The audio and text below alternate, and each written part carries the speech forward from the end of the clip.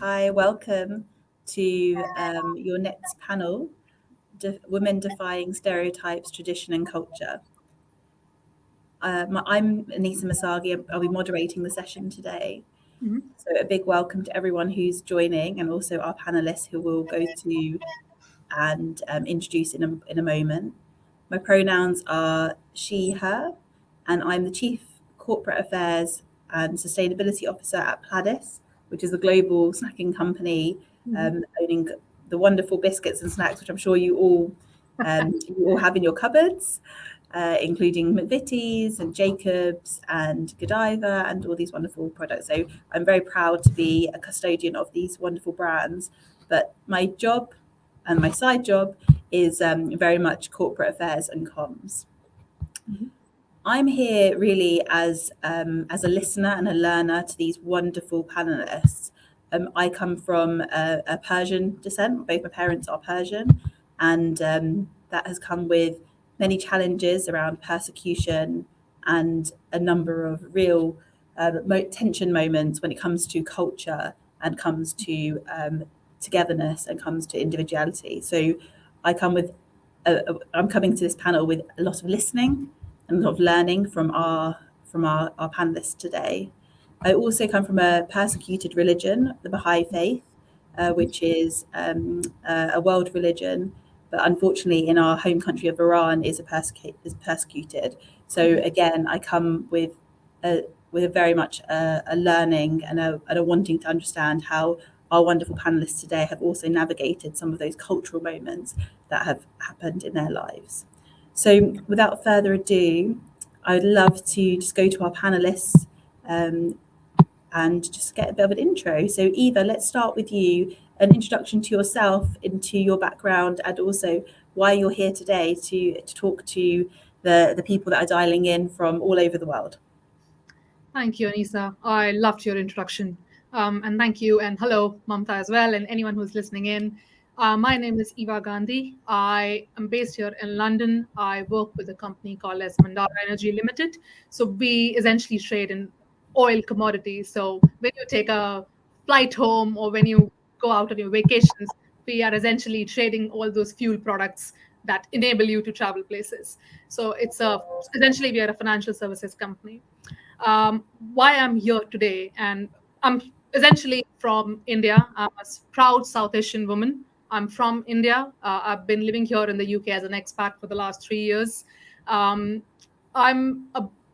seen firsthand. I'm a second generation person in my family who's female in my family who's gone out and carved a niche career for herself, and I've seen firsthand the difference just because I had someone before me doing the things they were doing in a South Asian culture, how much that has enabled me and propelled me to achieve more things.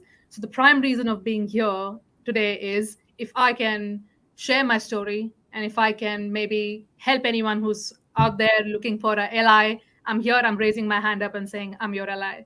So thank you for having me. Fantastic, thank you.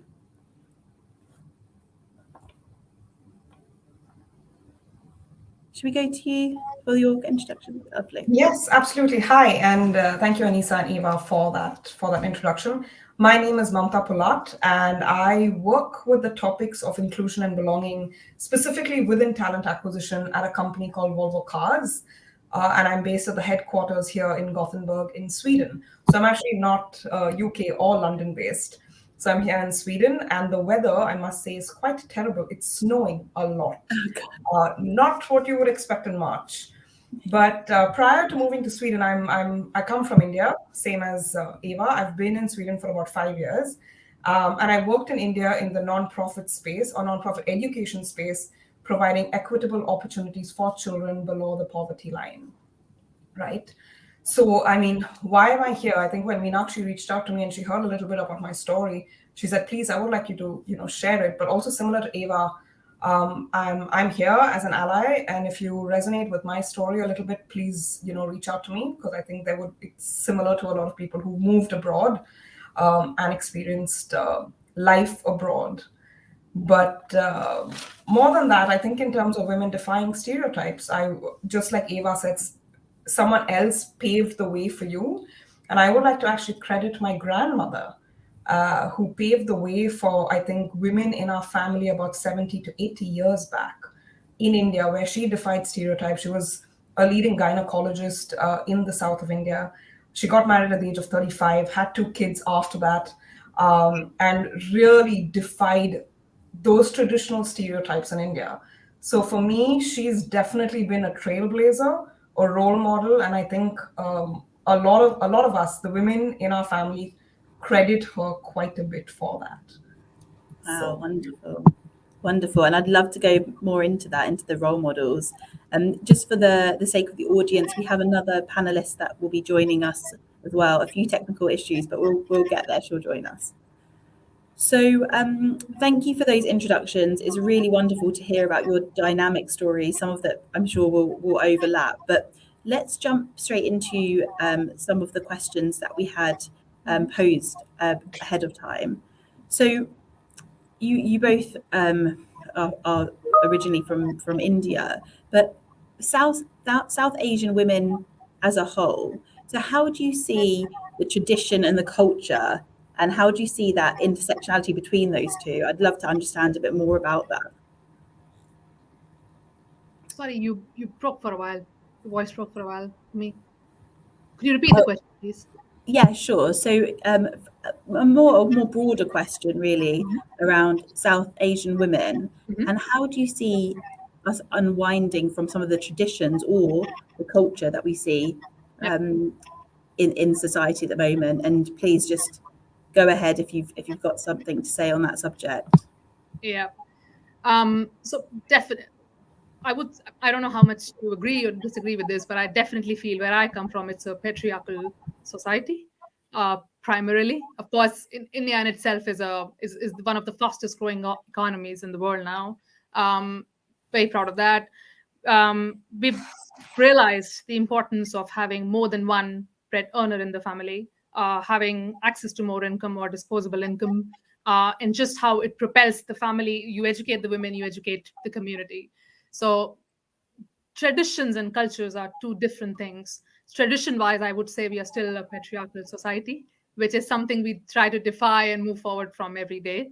Culturally, I feel it, who I am today, and most of the decisions that I take are so grounded in where I come from culturally. In like South Asia or India, for that matter, we are a very community-led societies, right? South Asia is a strong community-led society. So sometimes you might feel like when you're a progressive woman, you might feel like, oh, that's disruptive. I'm having to answer to too many people. But especially, I'll talk about my experience living here as an expat. I did not go out and seek that community feeling or that that sense of stability or belongingness here. People offered that to me just because I was part of a community. So I think I've gained a lot of respect for the community, for the cultural side of what I represent after becoming an expat. I don't know how Mamta feels about it, but I've definitely seen my perspective has completely changed over time. I think quite interesting as well that we're both talking from a perspective of India and South Asia, and one thing is that one experience for one Indian woman, of course, is not the same. So what freedom might be for one person may not be the same for another South Asian woman, right? And as Eva also said, India, yes, of course, is a patriarchal society predominantly, and yes, we are the fastest growing economy. We have come a long way. Women are leading the force when it comes to working. However, there are still aspects that need to change, and this also comes out from gender roles, right? And the notion of what a woman should do or what a man should do, right? And women are often told to know your place. Women are often told don't give an opinion. Women are often told don't question. Do as you're told. Don't disrupt, right? And also what job is for you and what job is not for you. But talking about unbinding from the culture, and especially if we take the experience of moving abroad, right, and being a South Asian woman who is from the global South, who's moved abroad to the Nordics, when I've heard the term "the job is not for you," I've heard those anecdotal experiences in India. I've actually personally faced that in the Nordics. And here I want to briefly touch on my experience working in India. I worked for about 5 years in the nonprofit space, was in management, project management, taking strategic decisions, set up the organization across the country. But when I moved to Sweden, I was immediately told that, you're not good enough to work here, right? You're not good enough to be here. And the statistic that Meenakshi and Equality Leaders put out was that it takes a South Asian woman about 2 months longer than the average person to find a job. I think it was the statistics by total jobs. What I was told in Sweden, I don't know the current statistics. What I was told is it takes an average 5 to 7 years to find a job for anyone outside of Sweden. And for me, I really struggled. And I was very clearly told to know my place in society because I'm a South Asian woman, because I'm not from the Nordics, right? And I was told, you might have been a manager or you might have been the boss in India, but here you can't. Why don't you volunteer? Why don't you become a barista? Why don't you do something else? So you can then eventually find your place. But and then 2 years later, I found a job, and a lot of people told me that you're so lucky you got a job. But I don't know if that's luck or if it's hard work or perseverance. Or here I would say actually a true ally, because the person who saw my CV, her name is Clara Bodine. She's the current head of diversity and inclusion at Amadeus.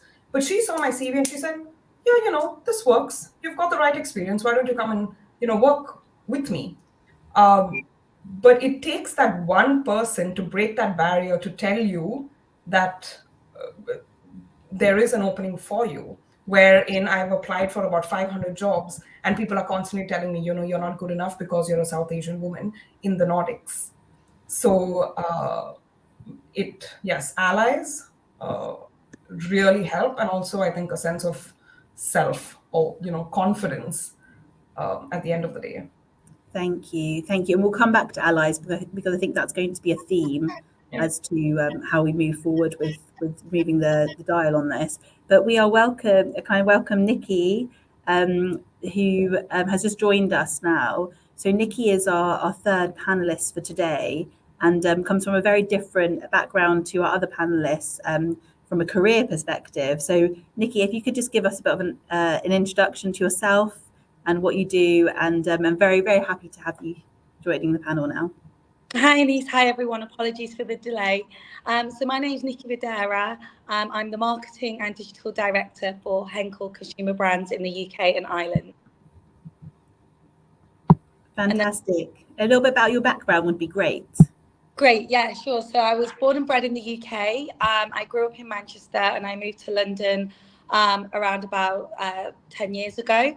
My background has always been in marketing, but I guess prior to my career, I come from an Indian family. Both my parents are Sikh.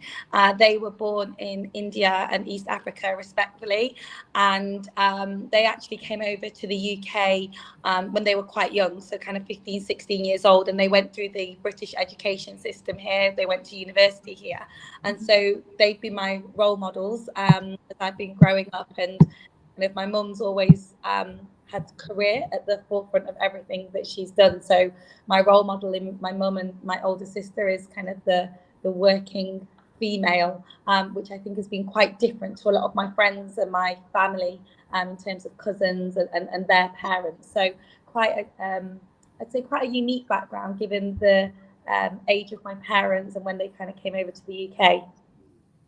Fab. Thank you so much, and we'd love to dive into that a little bit more.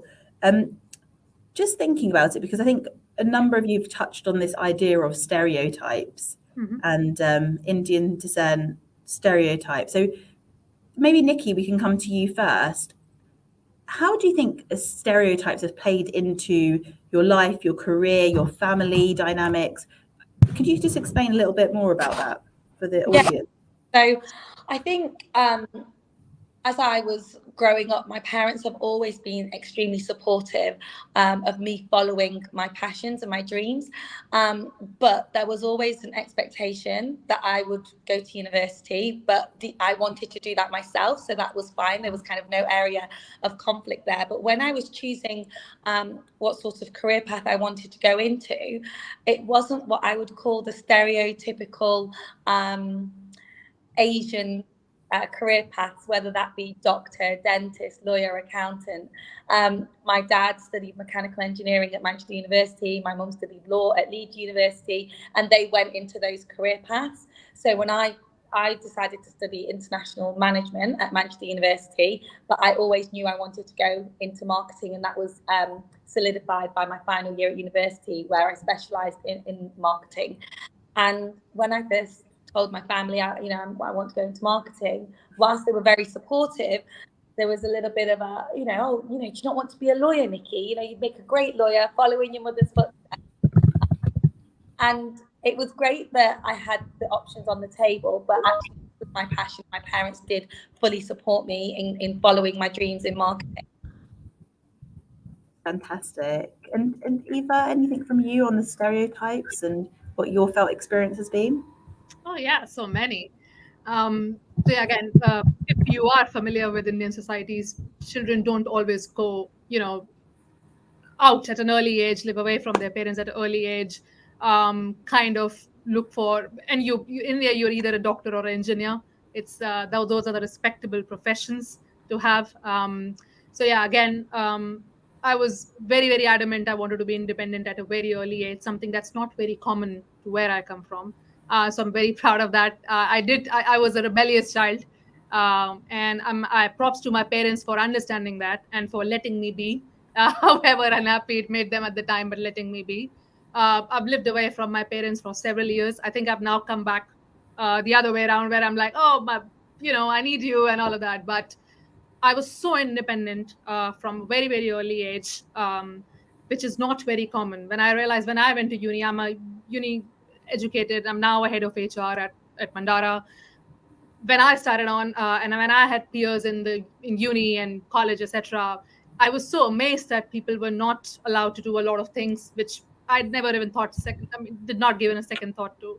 So from choice of my career, MBAs or HR was a new line at the time, not choosing to be in those highly regarded professions, choice of partners, over time being very vocal about what my choice of partners is, who I wanted to spend my life with, where I wanted to spend my life with. I've never felt I've had to answer to my parents. I don't care about the rest of the circle, but never asked. So yes, there were stereotypes. I'm sure my parents would have felt the pressures of having a young girl child, going places and doing what she wanted to do all the time. But just again, they were my allies. So yes, to stereotypes, so many stereotypes, not caring too much. And I think I'm a product of not what I am today is a product of not confining myself to what those parameters were. So I'm very, very proud of that. Fantastic. Thank you for that. Samantha? Yeah, stereotypes. Yes, I think growing up, more not my parents. I think the three of us have that in common, that our parents were our biggest supporters, and they didn't put us into a box. But when I was growing up, I loved sports, and I did not. I'm not artistically inclined. Let me put it that way. And I did go for a traditional Indian dance form called Bharatanatyam. I went for about a month. And then within a month, I told my mother, I can't do this. I don't like this. And I promptly went for karate and taekwondo classes. And more than my parents, the people around were very concerned that I was not taking part in traditional girl activities, as you would call it. Right? And they were very upset with my parents. They were upset with me that here I was after school playing hockey. And then after that, going for karate classes, wearing pants and a t-shirt at the age of 10 years old and punching people, not people, but punching and, learning how to punch and kick, which was not the traditional form of spending time as a girl. You should be singing, or you should be learning how to dance. So more than my parents, I think that was a stereotyping. And also, again, growing up, I from a form of dressing, I loved being in shorts. I did not wear dresses growing up, and that was another form of concern for relatives, for people when I would go for weddings and then I would wear traditional attire. They're like, "Wow, she doesn't look like a tomboy anymore." And a tomboy was a very common term used for a young girl who was active in outside. So yeah, those were the stereotypical concepts I heard that were put on me. Brilliant.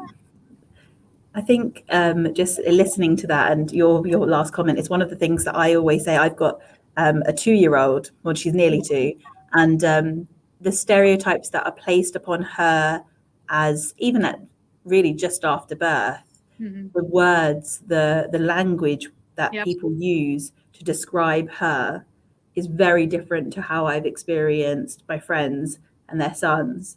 So the amount of pink clothing that came as gifts was unbelievable. She looked like a marshmallow for the first kind of year of her life. And the language, the constructs of language that were placed upon her as, aren't you cute, gorgeous, sweet? Yeah.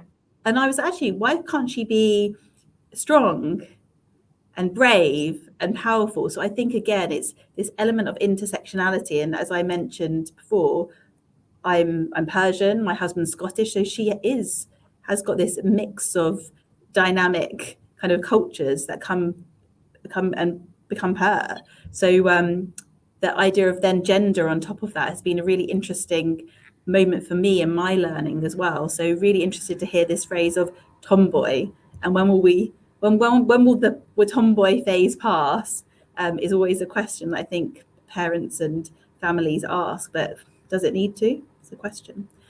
As you were speaking, I was just thinking about the way that society looks at kind of brown women versus the way that you look at each other.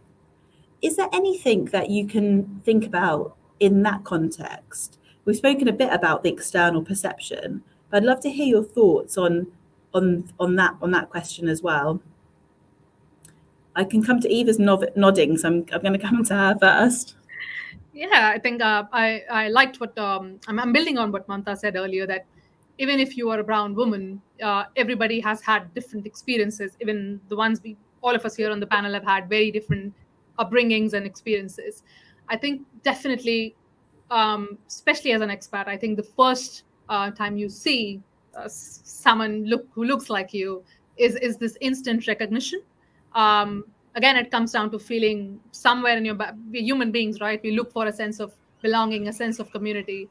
I think it's just a nod of recognition that, we might have something in common, and that's a very good place to start.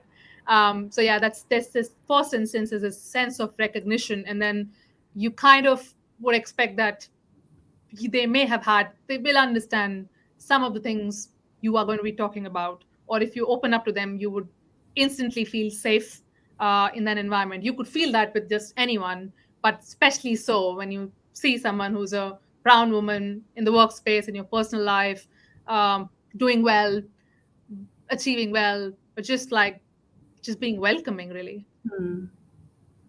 So you see that connection. Nikki, have you got any experiences on that? Yeah, mine's a little bit different actually, because I grew up not really seeing my colour as a barrier, as something positive, as something negative. I grew up in a really predominantly white area, and I was lucky enough not to really experience any racism. So being brown to me was just like being anyone else. So I never saw it as a reason as to why I would or wouldn't do something different. And I'd even say in throughout my career and where I am today, it just hasn't crossed my mind that this is a reason someone should or shouldn't employ me, or why I should go for a job or not go for a job. It's only now, kind of with a lot of the movement that we see and the focus of businesses on DEI, etc., that I'm really starting to identify and possibly even become more connected with my background as a result of it. Even my name is a fairly Western name, and everyone says, "Oh, is it short for Nikita? What is it short for?" And I say, "It's just Nikki. That's just what it is. Not longer, not shorter." And so it's really interesting, because now when I do see another person of an Asian background in the workplace or even socially, I wouldn't necessarily say I gravitate more or less to them. However, what I would say is that there is always going to be that common ground that you can connect on, and having that thread is beautiful. And I'm a huge believer in women raising other women up, regardless of your background, regardless of your colour. However, what I would say is you can sometimes get an element where you think you might connect with someone on a level, but it might be another brown woman that sees you as competition. And that for me is something that I struggle to get my head around, because I'm like, guys, let's elevate ourselves, let's join and force in numbers and get ourselves out there and promote each other. So I've had quite a different experience, because I'd say in my more formative years, I didn't really see that as a separate part of me or as a reason that would define me.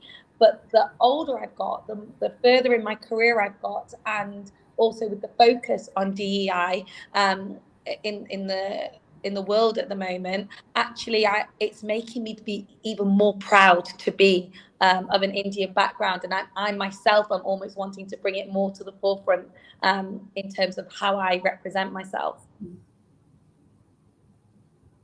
Fab. Mamta?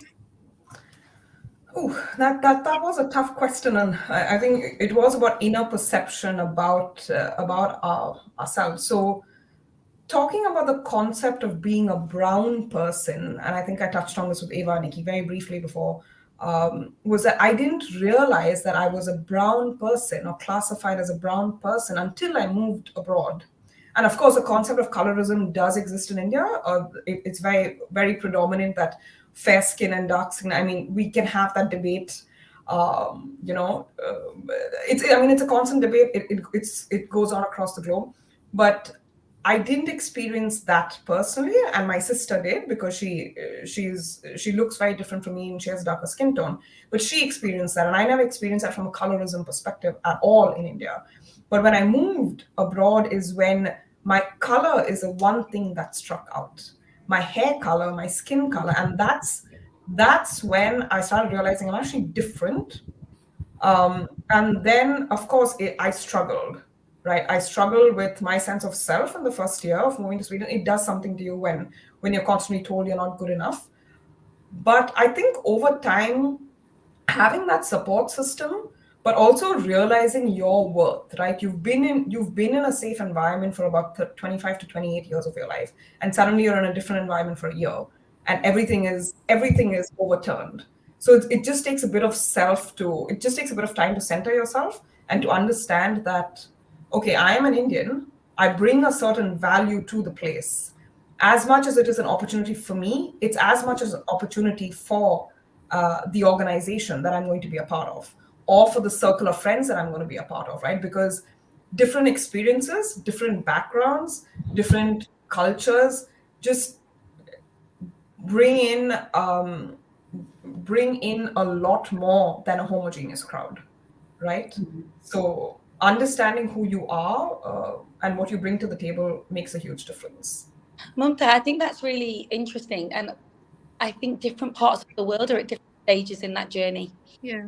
So, I'd say in the UK, we're quite advanced, very, I can talk for Henkel.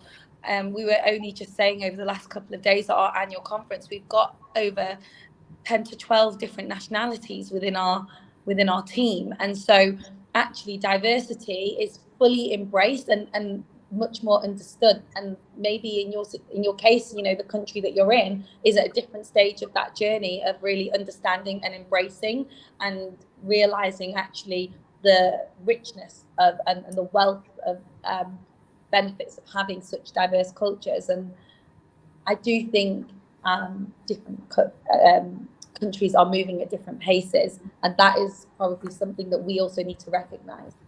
Yeah. No, I absolutely agree with you. I think from what I experienced 5 years back in 2018 to what it is now, there is a huge change.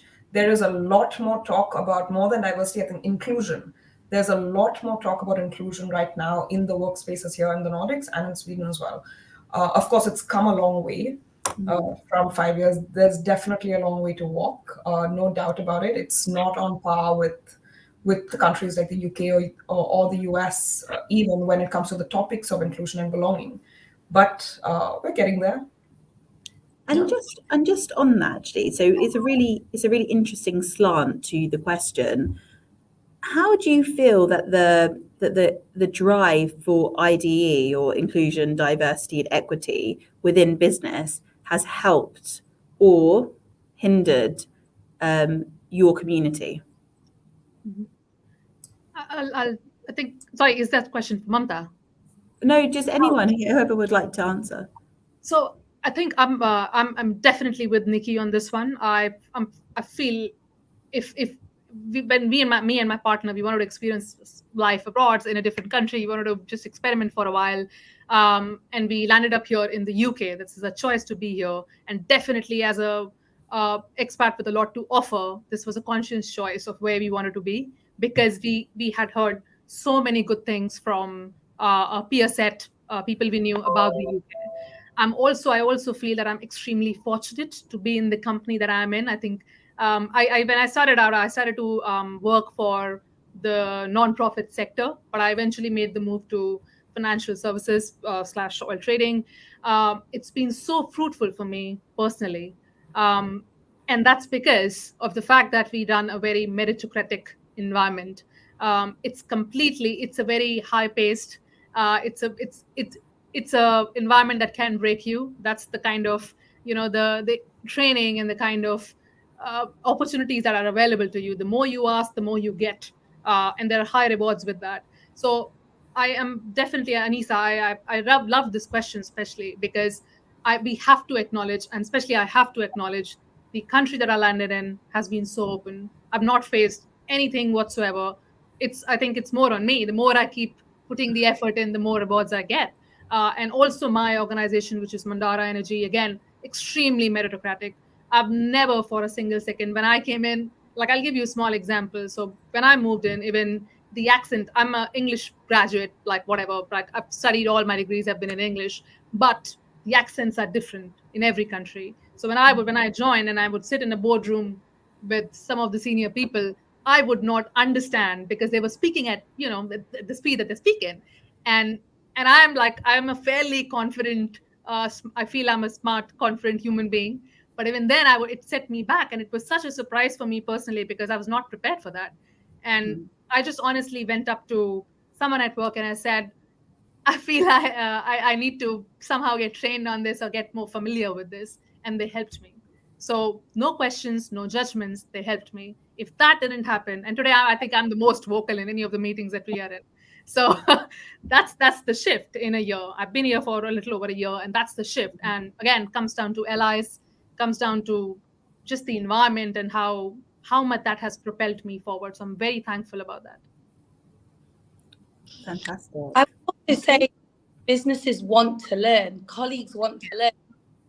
If you take a key festival like Diwali, businesses will celebrate Diwali. Yeah. As part of their internal communications campaigns, and I myself want to push that message out there. I've just mentioned we're on our 2-day annual conference at the moment, and we had some drinks and dancing, etc. after dinner last night, and the DJ actually played a Bhangra song, and the Indians in the team all got on the dance floor and fully embraced it as if it was a wedding reception. And actually the rest of the business also joined in and wanted to understand, what are the dance moves, how do you do it? And so I think the question, going back to what you've asked, is does it help or hinder? Actually, Yes. I believe it helps is my overall answer, but I think there is also a willingness of businesses and peers and colleagues and society wanting to learn more about different cultures, out of interest, out of just understanding, out of curiosity. But from a corporate perspective, it can that diversity brings so much and brings a different way of thinking, a different angle, and a different approach. And in marketing, which is my field, if I think about TV advertising, and I work specifically in a cleaning division, so household cleaning products, where stereotypically advertising is a white blonde woman cleaning in the kitchen. And one of the things that I really want to champion, and I do within Henkel, is diversity in our advertising. And that it's not just about different gender roles now, it's about this is background. How can we make sure we're represented in our advertising? So there's that kind of internal piece within business, but then it's also how brands are even advertising to consumers to understand. If you walk down Tesco a week before a Jewish festival in their aisle, they have products that are suitable for that. The same for, like I said, it was Diwali. They have a whole aisle as you walk in dedicated to Indian food. And so I do think there is a willingness to learn and want to understand culture as well. Definitely. And Mantha, anything from you on that question? So how has this IDE agenda helped or hindered? Definitely. I think also what Nikki touched on is how companies work with the topic of diversity, inclusion, belonging, and equity, and how does that play out. So one is, of course, festivals and celebrating your workforce in different ways, Diwali or the Chinese New Year or the Persian New Year, for example, right? And another one would be, what are they practically doing? And I can take it from a talent acquisition perspective as well, because I am working within the talent acquisition space to create, to try and have a more diverse workforce in. But in order to have that diverse workforce, in order to work with the right talent attraction strategies, where are we posting our job ads? Who is represented when we go out to the job markets? Who are we talking to? Why are we talking to them? It's also, how are we working with inclusion in our recruitment process, right? So does inclusion and do these activities work? Yes. Does it take time? Yes.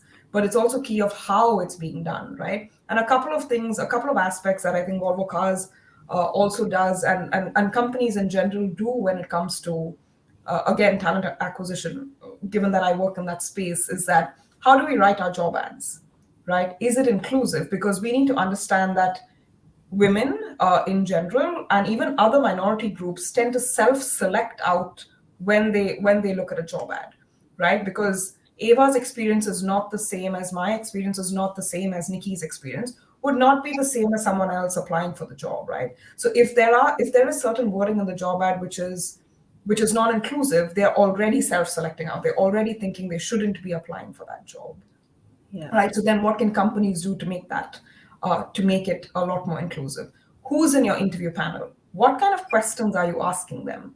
Who's in your shortlist? Right. So all of these aspects are being tackled with by companies and Volvo Cars as well, of course. But it works. It takes time. It definitely takes time. But the key is to starting and understanding that there is a problem and it needs to change. Yeah. Mum, I do have a question for you on that.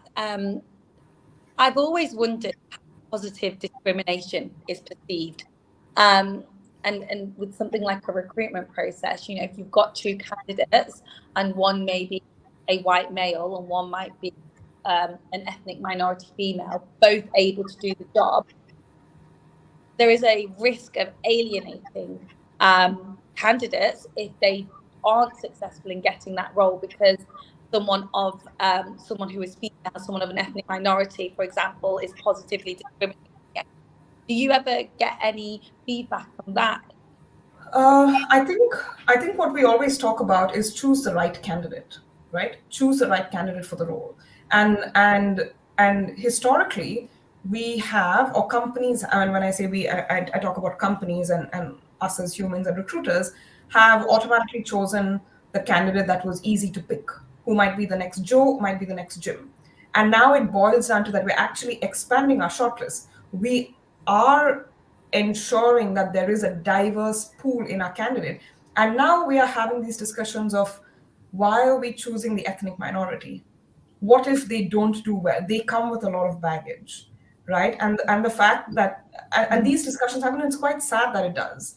But your question, Nikki, is if we've got two candidates, one is the norm, one is not the norm. Who do we choose? The question boils down to qualification and skill, of course.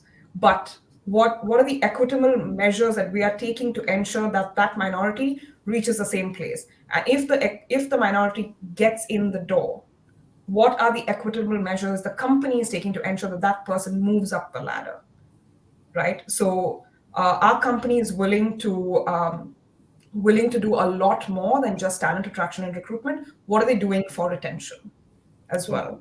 That's another aspect to it. I think that question around equality versus equity has been one that many companies have battled with.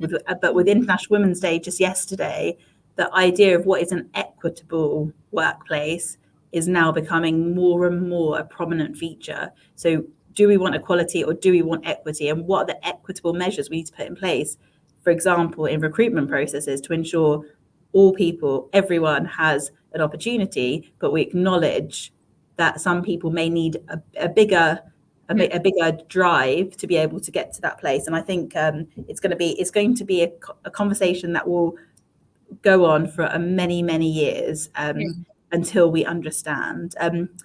We have a number of questions, so I'm just going to go to the questions now that from our audience, because I don't want to run out of time.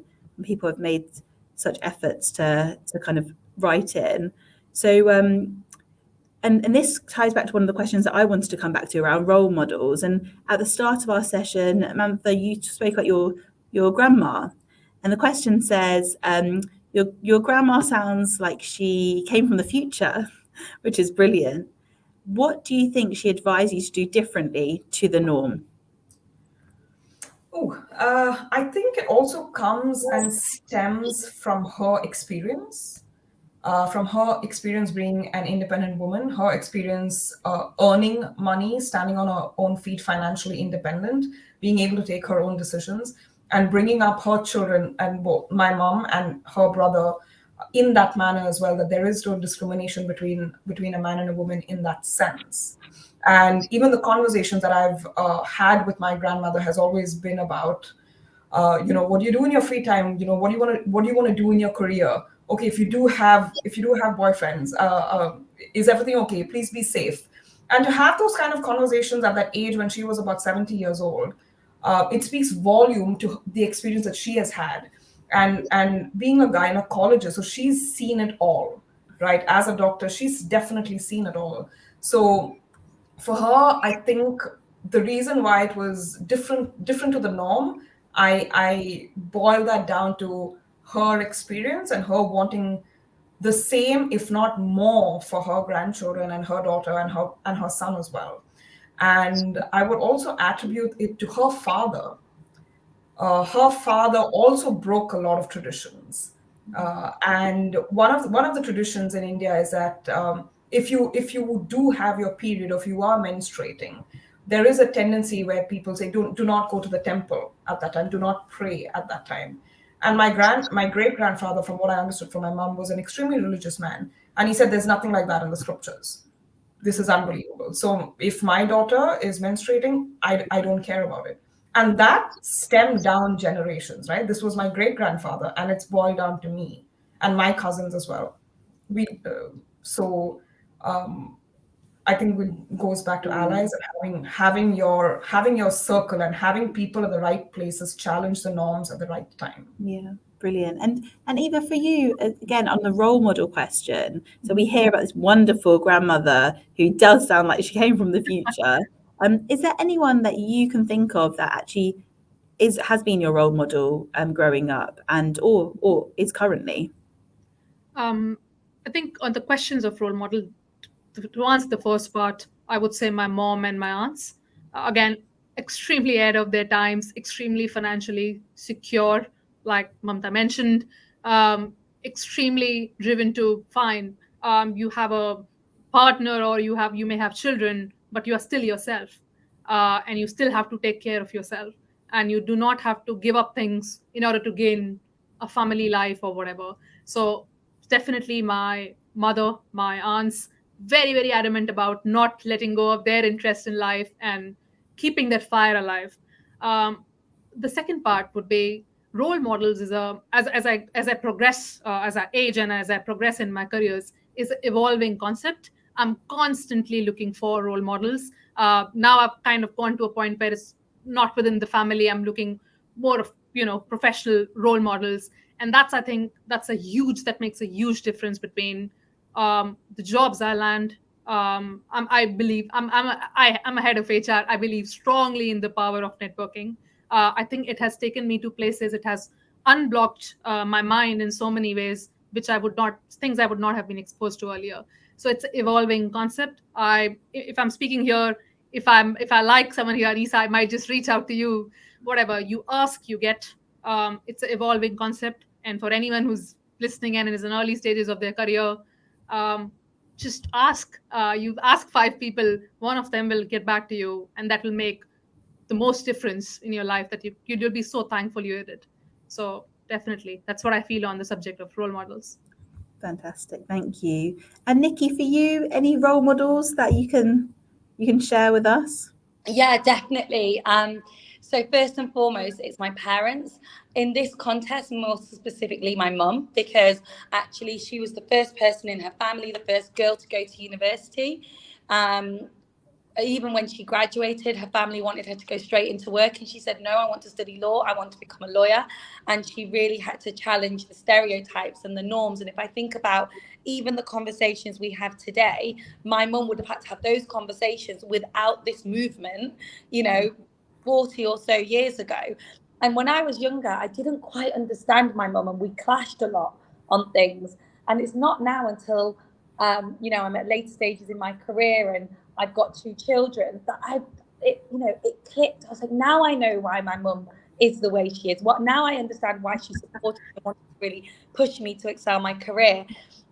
So the reason I say my parents and not just my mum is my dad supported my mum in achieving her dreams, and that from a male perspective, because we often forget about men as we're talking about all of this, the role of men and women in especially in a family setup has to change to support a woman following their career aspirations, because women don't now just always stay at home. And being a stay-at-home mother is a job within itself, and I most definitely don't want to undermine that. But if you are juggling a career, then you also need to have a supportive partner that enables you to do that. And my dad did that really effectively with my mum. My dad would quite often in the summer holidays be the one who was at home with me and my sister, who would cook for us. And I've seen my dad cooking, washing up, cleaning, and I massively admire that. And so my parents are most definitely my role models. I think both professionally and personally, I also, listen to a lot of podcasts, and there's one particular podcast, The Diary of a CEO, which is hosted by Stephen Bartlett. He had Karen Brady on there. And I don't know if many of you know Karen Brady, but if you don't, please look her up. She has also done a lot in the stereotypes, working male-dominated industries. So I also look for more role models who are relevant to the careers that I've gone into, or some of the career challenges we may face today that didn't exist in the past. So definitely my parents, though, first and foremost. Yeah, lovely. Thank you. And thank you for sharing that. I think it's really inspirational. One person which I would add to the mix as a role model, and I had the pleasure of hosting her at Pladis, was Indra Nooyi.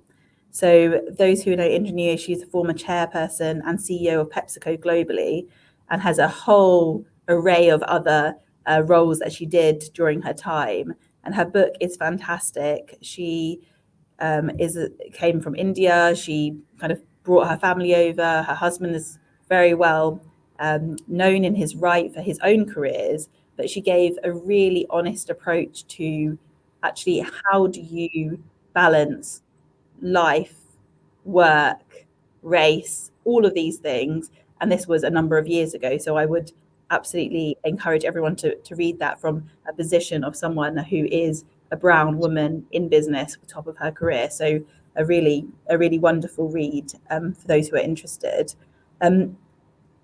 Nick, you also spoke about the men, and one of our questions is actually around how are you bringing men into your life into having these conversations?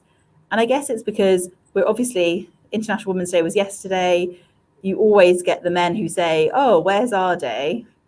It's always the thing. But with the subject of intersectionality so prevalent, it's not just it's a day for women, but a day for brown women, for Asian women, for Middle East. It's all there. So a question on men, and maybe we can go to Eva first. How do you bring men into this conversation? Several ways. If again, it depends on where they are in their journey of being aware of where the world is evolving. If it's someone I feel I need to be straight with, I'm straight with them. Setting up, these are non-negotiables, or these are my boundaries. If it's someone like I feel like they understand, they're on the same page, which is exactly how my partner is. Again, my biggest ally. He's able to, so allies like men in my life partner, he's able to foresee things before I even have to react or answer or talk about them. So it's the ability to anticipate, which is something I absolutely admire. Just I don't think I even had to bring him into the conversation. I expressed things, or somebody made this comment, it got me. It's just that sometimes it's like being a sounding board. If that's the role they play, that's a big role to play. That's time. Time is the biggest gift we can give anyone. So it's just being a sounding board, being an advisor as well. We are each other's advisor. So he's equally entitled to be my advisor. Anticipating things which can probably hinder my health or my progress in any way. And just, he doesn't even have to tell me those things. I know you feel it. When men in your life are making a difference, you feel it. So that way, again, a very strong father went against, a lot of cultural norms on the time when I was moving out of this country or moving out, living alone and whatnot, to my partners, to my brothers, to my friends, who are my male friends or my male colleagues. Everybody has come together to lift me up. So I have absolutely no complaints. And if it's someone who doesn't lift me up, so then boundaries are really helpful. Great. Amantha, just a few words on your experience on that, please? Absolutely. I think I would also credit my sister. She's an extremely strong and powerful woman as well in her own right. So she's older to me. She's a lawyer. She tackles difficult conversations, so that paves the way for me as well. But we've got a fair number of strong women on my dad's side of the family as well that have challenged the norm quite a bit. And so now all of the men in our life are pretty much involved in the conversation, but also more than that, I've honestly had very strong mentors who are men from India to Sweden, right? Even now. So I'm more than, I think, yes, we need to bring men into the conversation, but I've actually had, to be honest, a very, very good experience with the men in my life, starting personally and professionally as well. So to that end, it's a matter of just expanding that conversation and bringing more people in. But I've had a very good experience, to be honest. Gosh, it's amazing, isn't it? And I'm very conscious that we've all had very great experiences on this allyship and this male allyship, but potentially there's others that haven't had that. So I think just hearing your stories, it will give hope, and actually for people to seek out other male allies that they can really go to. We've got a few minutes left, and I want to make sure we give it enough time, because the last question really is actually over to you all to think about and give a word of advice to our audience? We've spoken about a number of topics around tradition, around stereotypes, about being a brown woman in society. What is the one lasting thought that you would leave our audiences today? So if there's one thing that you would want them to take away from our conversation today, for them to think about, what would that be? Who's ready to go for that question rather than going? I can go. Go for it, Nikki, no problem. Nikki, do you want to go first? Yeah, mine's really simple. And I would just use 3 simple statements: see it, believe it, achieve it. And that is applicable not just to women, not just to men, not just people of ethnic backgrounds. And that is a whole mantra, a mindset that if you really believe in something, you can achieve it.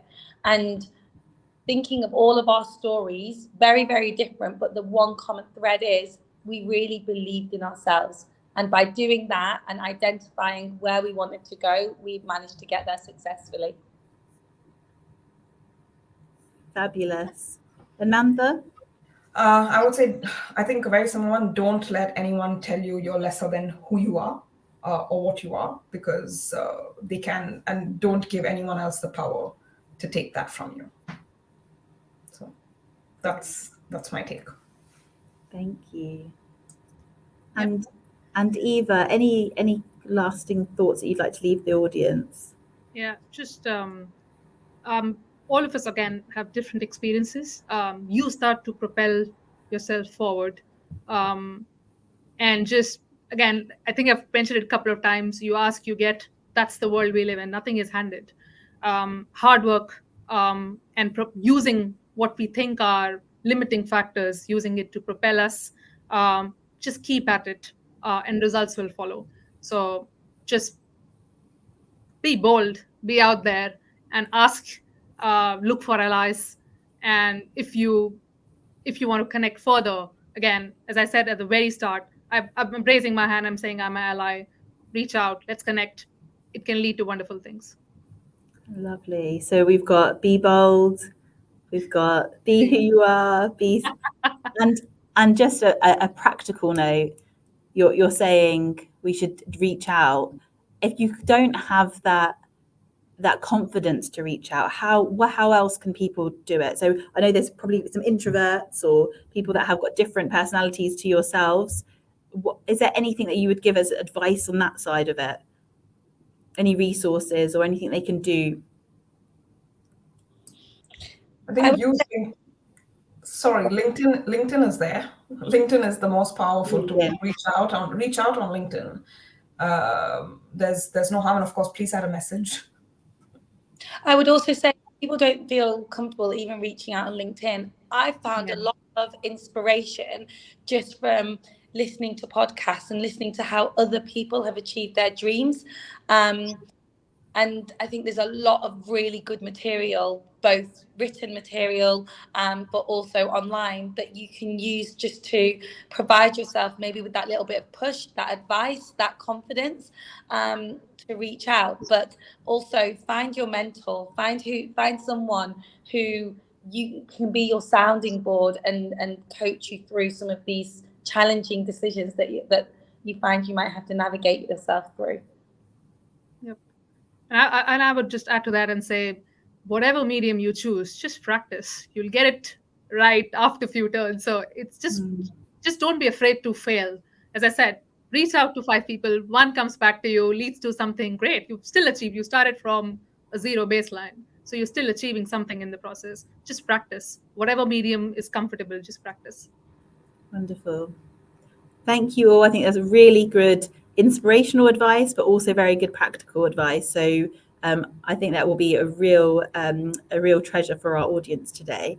So thank you, each of you, for your time and for sharing your experiences so transparently and candidly with us. And Nikki, go back to your conference. I know you're sorry in between. No worries. And we'll leave it there for the session today. Thank you. Thank you so much, everyone. Bye.